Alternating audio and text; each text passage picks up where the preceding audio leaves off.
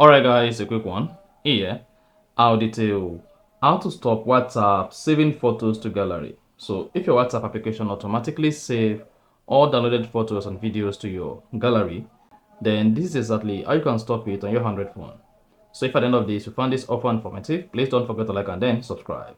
Now, to stop WhatsApp from saving photos to your phone gallery, all you need to do is go ahead and open the WhatsApp application. Click on your profile picture at the bottom right. Then scroll down, locate and click on storage and data. Now scroll down until you get to media auto download. It should say when using mobile data, when connected to Wi-Fi, and when roaming. Then make sure you click on each of them.